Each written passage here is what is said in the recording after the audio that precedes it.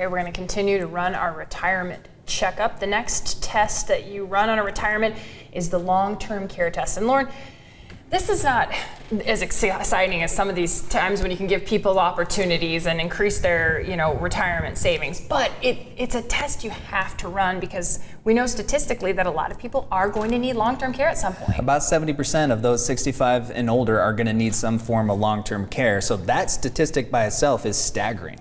7 out of 10 people in a room who are 65 and older will need some kind of long-term care. And all the time we get questions about what's the best way to offset this risk of long-term care. Many people out there today are self-insuring against long-term care.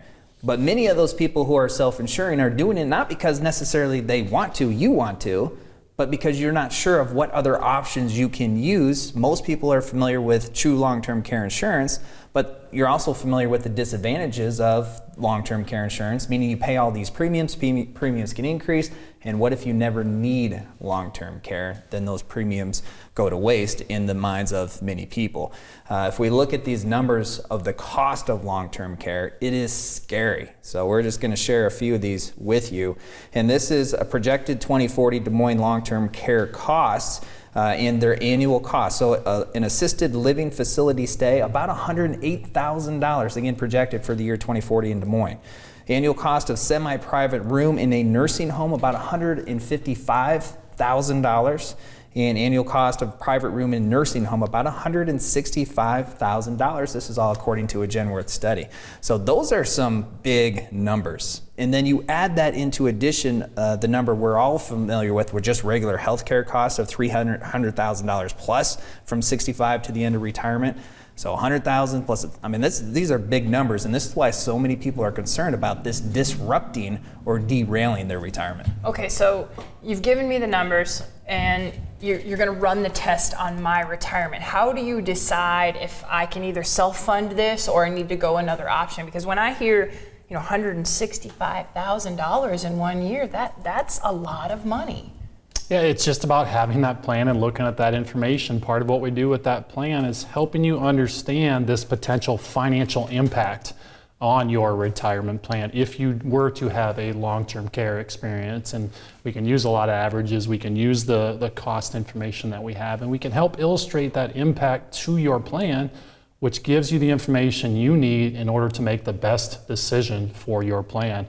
Even if that decision is to do nothing, that's okay. That's a decision that's been made. The worst thing you can do is not have a plan at all, not have these conversations, not understand the potential impact. One aspect that's often forgot about is if you're married, if one of the individuals does have a long-term care experience, they spend a few years incurring these level of costs. What is that impact to the survivor? Is that remaining individual able to still live the quality of life and live the retirement vision, achieve their goals that they've had all along? So we need to understand that risk to the plan so that you can make those decisions. That's so true. That's one of the biggest sentiments that's shared with us. People come to us and they say, if something happens to me, I want to make sure above anything else that my spouse is taken care of and my spouse can have the remaining retirement that we've planned on together. And they see this as a number one risk of disrupting that plan.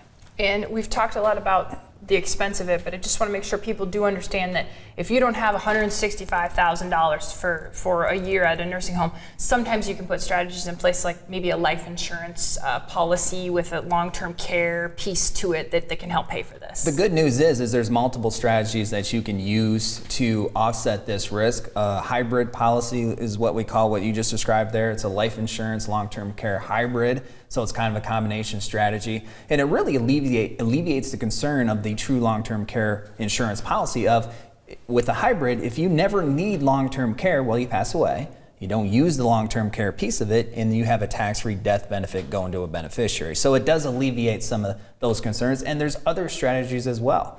One of the biggest drawbacks of the hybrid policy or the true long-term care is both of those require underwriting. Well, what if you can't be underwritten? What if the insurance company says thanks but no thanks to you? They're not going to give you that insurance policy for that protection. Well, there's other strategies you can use that do not require underwriting as well. So regardless of what situation you're in, the plan is the most important part. As Chawn mentioned, no plan is the worst plan. Thank you for watching this clip of Retiring Today, and don't forget to subscribe. If you have questions about your retirement plan, take advantage of the complimentary 15-minute retirement checkup phone call.